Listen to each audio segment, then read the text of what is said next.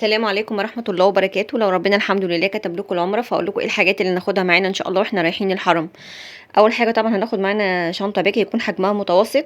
هنحط في الشنطة سجادة صلاة تكون خفيفة، ما ناخدش سجادة تقيلة عشان ما تاخدش معانا مكان على الفاضي في الشنطة.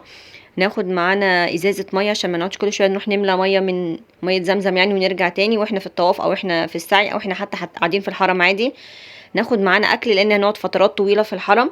ممكن ناخد معانا سندوتشات، ممكن ناخد معانا واحنا رايحين مسافرين مثلا ناخد معانا مولتو او برانش برضو كويس جدا هناك. ناخد معانا اللي هو البسكوت بالعجوه او اللي هو كعب الغزال. ناخد معانا بلح.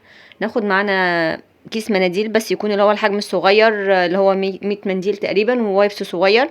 ناخد معانا منديل تويلت برضو الحجم الصغير.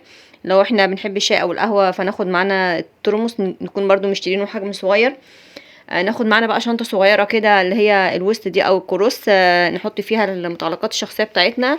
الباسبور مش لازم ناخد الباسبور معانا، ممكن قبل ما نسافر نبقى نصوره كذا نسخة وناخد بس يعني صورة الباسبور معانا في الشنطة عشان الباسبور ما يضيعش مننا، نخليه في الشنطة الكبيرة اللي موجودة في الفندق. هناخد طبعا فلوس، موبايل، الحاجات الشخصية التانية اللي احنا محتاجينها. اتمنى يكون الفيديو عجبكم، ولو الفيديو عجبكم تابعوني على قناتي على الفيسبوك وعلى اليوتيوب تمر الألف. شكرا لكم.